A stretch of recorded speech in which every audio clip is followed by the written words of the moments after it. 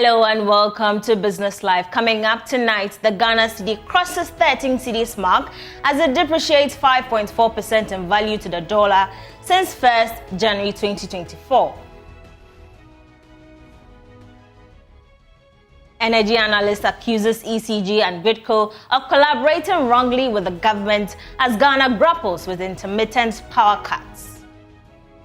Unfortunately, the utilities that have to convey to us what exactly the problem is, including Bidco and the ECG, are also collaborating the government wrongly. Also, Works and Housing Minister pushes for a review of policies from housing sector players to make the sector attractive. In my recent days at the Ministry of Housing, I'm still looking for answers as to why, despite the fact that some technologies, such as hydrofoam and laterite interlocking blocks, a lot of our projects are still resorting to expensive cement and related technologies. These and many more in the next 30 minutes with me, Emma Davis. Please stay.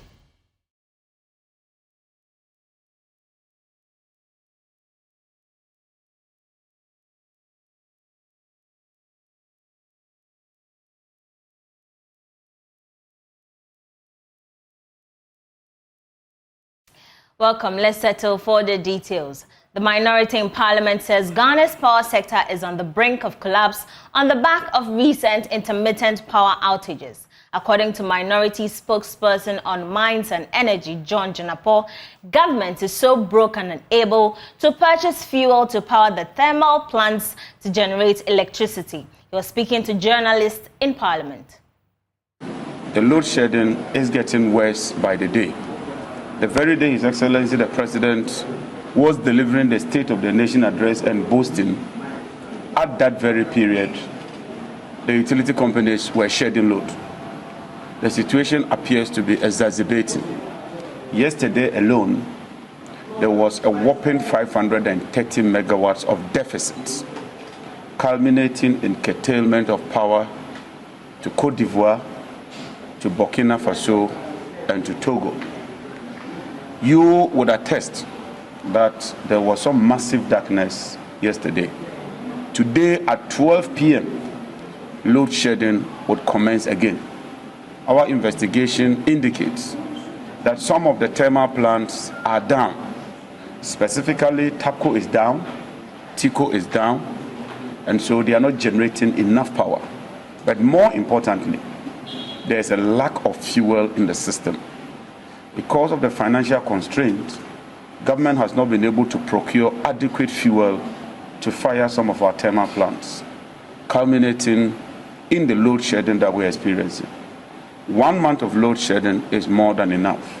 This is not sporadic, this is continuous, this is persistent, and we think that the handlers of the power sector should do the onerous thing by informing the people of Ghana so they can plan ahead of time. This deliberate fixation on denial and deceiving the people of Ghana can no longer hold. We therefore call on President Akufo-Addo, Dr. Bawumia, and this government to do the needful by telling the people of Ghana the truth. We also call on government to look for money wherever they can find that money to procure heavy fuel oil and other sources of fuel to power the thermal plants. We cannot have this quantum of thermal complementarity and still shed load. Meantime, Executive Director of the Institute for Energy Security, Nana Moisi VII, is worried that the power sector is on the brink of collapse if government fails to acknowledge the challenges in the sector. He accused industry players for failing to criticize government. And only say that we'll have a sector tomorrow. If we accept the challenge, then work at it. That is the only way we can have a sector. You know, over the past few, or maybe a decade plus, the challenge has been an issue of adequate installed capacity and also supply of fuel. The adequacy in the installed capacity or available capacity to churn out power that could cover our peak demand has been dealt with long time ago, before 2017. And what is left is the fuel supply challenge. If you don't have money, then you cannot procure the fuel as well. If you can raise enough money and be liquid enough in the sector, then we have a sector that's going to work. But as we have it today, the fuel supply is a challenge. Transmission lines and system have their own challenge. Distribution leg has its own challenge. If we're able to address all this within the value chain, then of course our system will be safe. If we don't do, we may be sitting on a time bomb. Unfortunately, the utilities that have to convey to us what exactly the problem is, including GridCo and the ECG, are also collaborating the government wrongly and suggesting that we are in a good position. For God's sake, if you can consistently, you cannot supply power to your people. You just have to churn out some timetable for them to plan their daily lives, but you don't go and also behave as if everything is right. Behind the scene, they speak to us and they tell us things are not right. But if they have to be bold enough to face it and count it as same, they are unable to do that. And that's quite unfortunate. Meanwhile, the government is targeting the end of March to sign off debt restructuring agreement reached with independent power producers. Government also claimed that the debt owed the power producers have been reduced to about $700 million. George Yafe has more. According to persons working on these negotiations, the debt had been brought to this level after government started making some payments to these independent power producers from last year. This was after it was able to finalize negotiations with about 5 other independent power producers in July last year, when at that time the debt was pegged at $1.6 billion. But after some audit, it was reduced to $1.2 billion. Government started making some payments from last year after threats by some of the independent power producers to shut down the operations over delays in paying the debts. Joy Business also understands that the term sheets have already been exchanged with about 5 of the independent power producers for further scrutiny. But as at yesterday, there hasn't been any objections raised yet about what government has proposed in the term sheets. They are also hoping that by the end of this month, that agreement will be officially signed in terms of how government is planning to pay the remaining debts to these independent power producers. There have also been some arrangements where the Electricity Company of Ghana will start making some payments to each of the independent power producers in the coming months as government works to pay all these debts to the power producers. Now to one of our top stories, as the Ghana cedi crossed the 13th mark or cedi mark as the depreciation of the local currency continued. Most forex bureaus, according to checks by Joy Business, sell $1 for between 13 cedis 5 per Swiss and 13 cedis 15 per Swiss. Some analysts have attributed the recent depreciation of the cedi to persistent corporate demand, which they described as seasonal, and the over 5 billion cedi coupon payments of about 15 new Government of Ghana bonds to investors last week. However, they believe that the worsening situation goes beyond the two above issues. Joining me to analyze this further is research lead at GCB Capital, Courage Poti. Courage, thank you very much for joining us. Always a pleasure to have you. What could be the cause of the recent depreciation we are seeing? Well, good evening to you and your listeners. A number of things. We know what period we are in. Q1 normally is characterized by the seasonality pressures. We see the fuel we consume around the Christmas period has been replenished, and a lot of the demand we see on the market is coming from the BDC sector. The interventions from the Bank of Ghana forward auction is not enough, obviously, and so they had to be supplemented from the market. It's a big source of demand. Corporates around this time are also churning in a lot of demand on the market. It's a big part of the reasons also. And obviously, the last week, Government of Ghana paid some coupons, 5 billion in total. We know in the time we are in, T-bills seem to be the only viable investment option on the market. In fact, alternative options are quite limited, really. So there is the likelihood that most of those flows or some of those 5 billion flows is finding its way into FX demand. So speculation playing a role in there. And all of these would have be feeding into the currency performance we are seeing so far. Truth is, I mean, per my estimation, we just about 4.5% depreciation thereabout, depending on what market you are looking at, year to date. Compared to same period last year, we were safely over 20% depreciation. So even at this rate, it's still relatively stable compared to the previous year. And am I alarmed at the rate at which things are going? Not necessarily. We know our fundamentals are still very weak, even if there is some fragile recovery. Reserve cover of about 2.7 on the gross level and just about 1.1 month of import cover when you look at net reserve. So woefully inadequate. And so even from the word go, the CD was primed to fall. And so the performance year today, for me, is way better than what the fundamentals would suggest. And that is why I feel that the Bank of Ghana's intervention at this point is probably the most they can do, given the lack of reserve cover to be able to intervene on the market. And we would have to manage communication and sentiment around the market, and particularly find a way of mopping up that 5.8 billion coupon paid last week, so that it does not feed into excessive demand on the FX market. Then would you say this is a temporary problem? Well, like I said, the fundamentals are weaker. I mean, the performance is stronger than what the fundamentals suggest. If we are going strictly by the fundamentals, the CD should be a lot weaker than it is now. And I guess the confidence in the progress going forward, and of course, the IMF's backstop, even in an election year, as part of the reasons why we're seeing this relative stability. And of course, there is inactivity on the bond market, but we are entering another crucial period in Q2, where a lot of companies, multinationals, would have declared dividend and would have been repatriating. So the dynamics are stuck against us, but it is how we manage the sentiments around it that would ensure the stability. I think the inflows from start of the year, the 600 million for IMF, 350 from World Bank, I'm not sure if all of that has been received, and then the 800 million from Cocoa Loan Syndication gives us in total about 2 billion in FX that could help the Bank of Ghana intervene on the market. We are hoping that their scale of intervention will be meaningful from now on to manage the sentiment and at least keep the CD at bay. But then I don't think anything happening now is alarming given the fundamentals we have. Then you don't think this may impact inflation? Oh, it has definitely consequence for inflation. If you are having pronounced depreciation and uncertainty going forward, yes, it will have the pass through to inflation.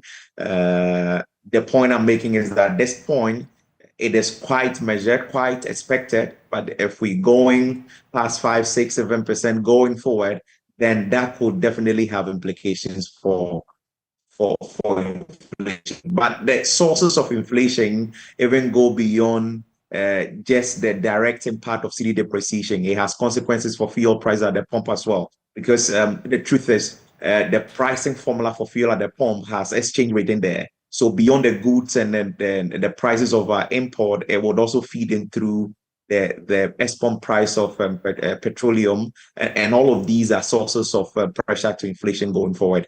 And it's the reason the Bank of Ghana, contrary to the calls from a lot of people that the rate cut should be quite aggressive, is the reason the Bank of Ghana needs to be a bit more cautious going forward. Because truth is, if you ease the policy stand quite aggressively, you would see inflation undulating again, and that is not a predictable trend, and the predictable trend we all want as market players. So it has to be cautious to firmly have a grip on inflation, and then the rates cuts can follow, really. So the system has to be managed and managed properly. Okay, aside BOG being cautious about what to do, what other measures would you suggest could be deployed through fiscal or monetary policies to solve the challenges? Well, I think on the fiscal side, can we do more than we're doing? Already, the fiscal tightening that happened in 2023 was quite tight and punitive. It's the reason unemployment rates are the levels they are. Is the reason the hardship is what it is. And of course, slightly looser this year. Lose this year relative to last year. But then the truth is that can we do more than we're doing in terms of fiscal tightening? I dare say probably not. The consequences, social consequences could be quite dire. So I expect we maintain things the way they are and try to keep the fiscals within check. On the monetary side of things, the BOG has the option of mopping up the liquidity in the system from the OMO operations. And of course, through the T-bill operations, government of Ghana can also mop up some liquidity from the system. It is when we mop up the currency in circulation that it will limit the potential for speculation, even in the FX market. Those are the things within our scope now we can do to try to manage the situation. Plus moral suasion, really. Ghanaians need to understand that your personal objective, it's not wrong to try to accumulate some dollars, can have dire consequences for the economy. And we saw that in 2022 when the cedi depreciated to over 50%. And of course, inflation skyrocketed, prices of goods doubled, quadrupled, and the consequences were just, unbearable for all of us.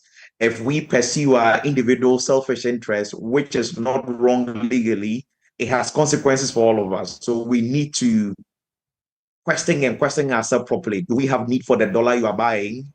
And all of that. And we need to take on that nationalist hat as well. Otherwise, we will complicate life for all of us. And you would hold some dollars in your room, but at the time you would convert it, probably prices would have jumped well ahead of the gains you'd have made from any such investment. So we need to be guided with all of these. Right. Thank you very much, Courage, for always making time. Courage Buti is research lead with GCB Capital. You're still watching Business Live with me, Emma Davis. We'll take a quick break. We'll be right back.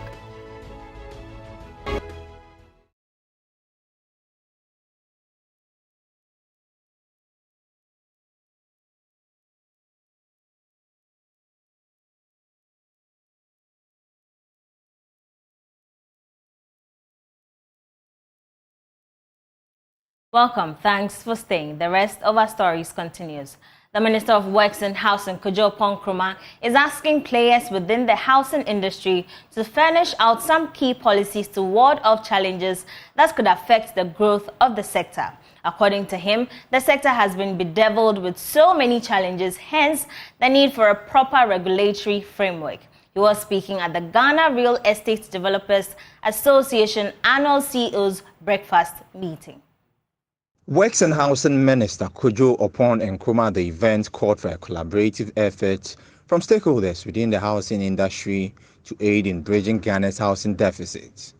Our low savings culture as a country over the years has contributed to the non-availability of low-cost and long-term financing to support the sector. Alternative avenues, such as savings funds or funds drawn from insurance or other patient money sources, need to be quickly explored. Another challenge that this industry needs to overcome is the high cost of materials in the face of less expensive options. In my recent days at the Ministry of Housing, I'm still looking for answers as to why, despite the fact that some technologies, such as hydrofoam and laterite interlocking blocks, have the ability to reduce the cost of a unit, sometimes between 30 to 45%, a lot of our projects are still resorting to expensive cement and related technologies, which end up making our projects unaffordable. President for the Ghana Real Estate Developers Association, Patrick Ebubonfo, expressed concerns on Ghana's mortgage laws. The delivery of housing is a critical issue that impacts individuals, communities, and societies as a whole. There are numerous opportunities and challenges associated with housing delivery that must be carefully considered in order to address the growing demand for not only affordable housing, but also luxury housing. One of the key opportunities for housing delivery is the potential for innovative and sustainable design and construction practices. With advances in technology and materials, there's a great potential to create housing that is not only cost-effective, but also environmentally friendly. Now, fish farmers affected by the Akosombo Dam spillage incurred a loss of about 54 million cedis due to the incident. This was revealed by the Chief Executive Officer of the Chamber of Aquaculture, Jacob Ajika. According to him, the chamber has engaged government on different levels. However, there has still been no support to the victims. Speaking on the sidelines of the Farmed Blue Food Festival, Mr. Ajika indicated that some farms had to shut down as a result. Hundreds of Ghana's cage fish farmers are still counting their losses following a devastating impact of the water spillage from the Akosombo Dam along the Volta Lake. New information by the Chamber of Aquaculture indicates that about 800 fish farms worth 54 million cedis were destroyed. Chief Executive of the Chamber, Jacob Ajika, says they are still waiting on the government to come to their aid. The affected farmers haven't gotten any support at the moment. So every farmer, or most of affected farmers, are on their own at the moment. They have to source for their own funds to come back or to recover from this. So again, these are some of the risks that comes to the aquaculture industry. And we're hoping that through our collaboration with our stakeholders, a lot of attention will be paid to the aquaculture industry. And once again, I must say that we're still appealing to the government to come to the aid of those farmers, because most of them couldn't recover from this. Some have collapsed totally, and a lot of young men and women have lost their source of livelihood. They are unemployed at the moment because once the farms that they work for are affected, they just don't have any job. In terms of number of farmers, we projected over 896, but in terms of figures, the overall impact of that dam spillage was 54,867,000 Ghana cedis. In Ghana, the aquaculture industry plays a vital role in the nation's economy. As consumers become more discerning, there is a growing need for transparent information about the products they purchase, particularly in terms of health, safety, and sustainability. It is for this reason the Chamber of Aquaculture organized the Farmed Blue Food Festival under the Blue Food Partnership Ghana initiative. Karen Demavivas is the overall lead of the Blue Food Partnership from the World Economic Forum.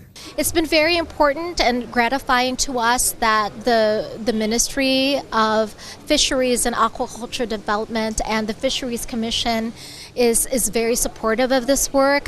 We cannot do anything without the enabling environment that needs to flourish and be more resilient for the progress of this sector and for these industry players. And alongside that, and this is a great testament to this event, it's also really important to integrate the science and the academic community, the research community into our work and our partnership building, because the private sector can't work on the innovative solutions alone. I think that we need more knowledge sharing across sectors and also break silos in order to get to a point where we can more sustainably grow aquaculture and create a brighter future for the sector in Ghana. The Farmed Blue Food Festival is sponsored by the Blue Food Partnership Ghana initiative, led by the World Economic Forum in partnership with the Chamber of Aquaculture Ghana, with the global technical support of Future Fish. That'll be all for tonight on Business Live. I am Emma Davis. For more business news, do log on to myjoyonline.com. Have a good evening, but I leave you with international business.